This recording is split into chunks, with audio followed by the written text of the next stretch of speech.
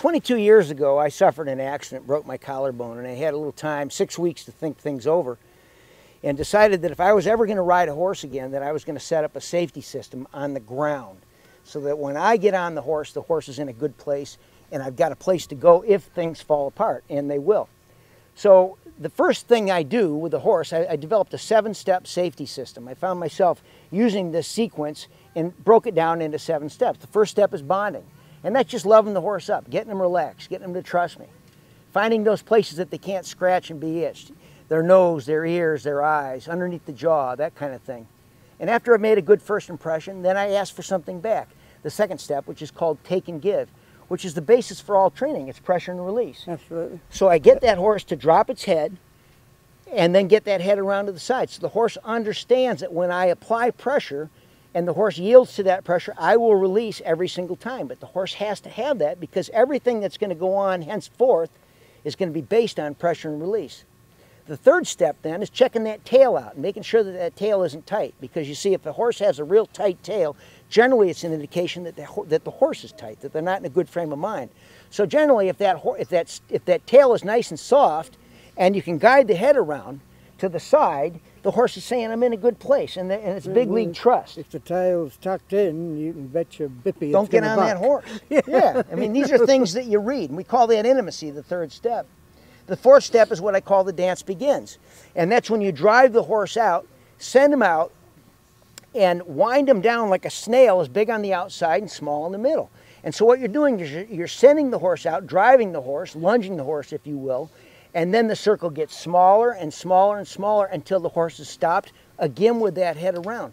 So what we're doing is we're showing the horse that there's this safe, loving place that we can go back to on the ground. I planted the seed earlier at the second step, now I'm on the fourth, and that's where the movement starts. That's why I call it the dance begins. The next step is desensitizing. Now, a lot of people avoid things that are scary for the horse. And my philosophy is completely different. Let's go out and find what scares the horse and help them through it. Absolutely. If you avoid it, you're never going to get it fixed. Just like us. If we're afraid of something and don't confront it, we're never going to get better. You've got to face it. Yeah, exactly. So we deliberately go out and we try and build the horse's confidence up by shaking gaits and using plastic bags and slapping the saddle and all kinds of things like that. And again, if that's going to flip your horse out, you don't want to ride him. But what you can do is you can lovingly help the horse through it.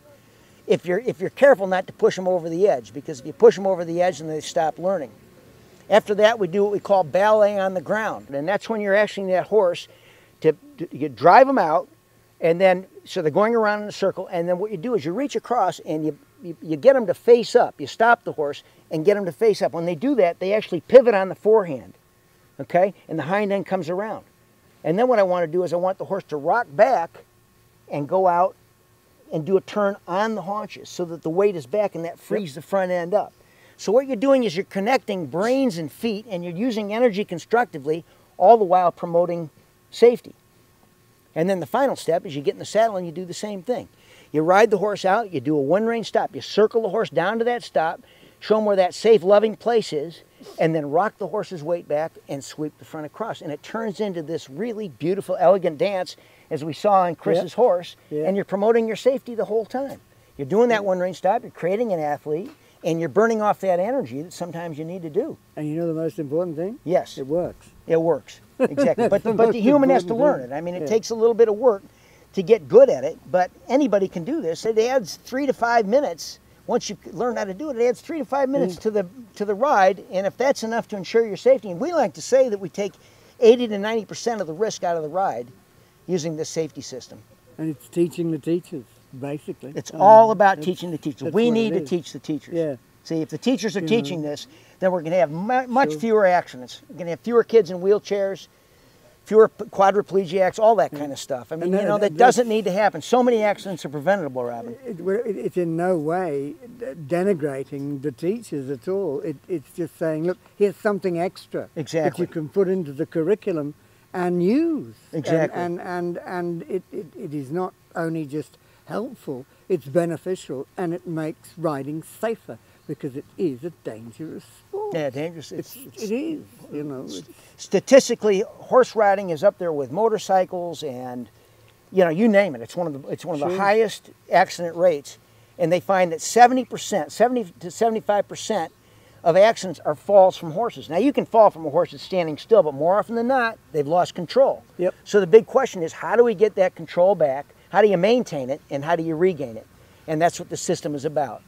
You know, it gives us a chance to get that energy back where we need it, instead of flip out zone and back into rational zone. And then we're safe. And it empowers the rider, and then they can become confident. And the horse can as well. So I think you should all join us and learn a little bit more. Please, join us.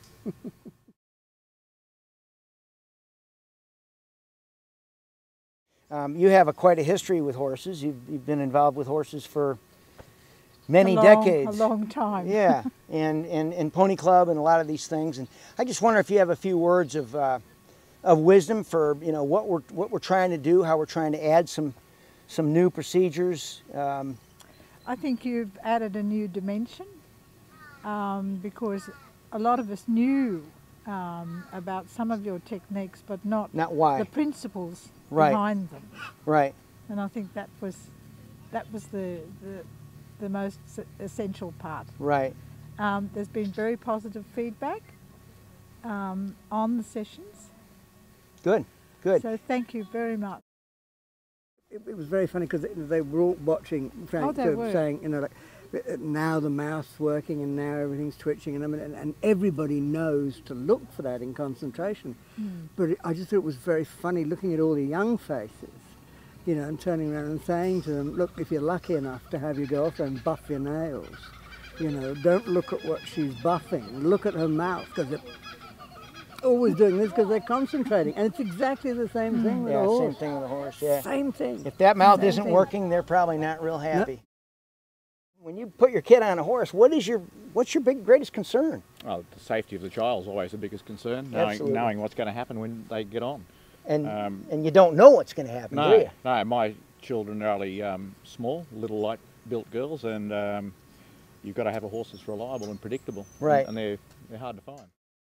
They're not thinking about it at all. They're not tuned in. And we just have to get it over to Pony Clubs because, you know, Frank and I really want to leave a legacy, you know, and that legacy is the safety for the next generation and the next generation. Yeah, because if we can get it instilled into Pony Clubs or any kind of an organization, then they're going to teach their kids and their kids and their kids, and so it's something that will go on for generations. Now the question is, how do we get these people to kind of loosen up and accept something that it's some new thinking.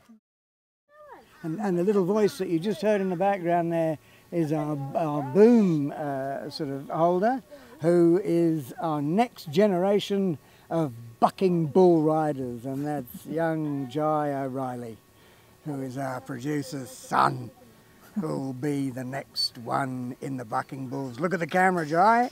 There you go, mate. Of course. The backing of R.M. Williams, the backing of Weather Beater, the backing of the Horseland crew, you know, I think all that helps. And also, I think the townships, you know, because we've done a lot for Kyogle, and I think, you know, it all comes back. All the good stuff comes back. Yeah.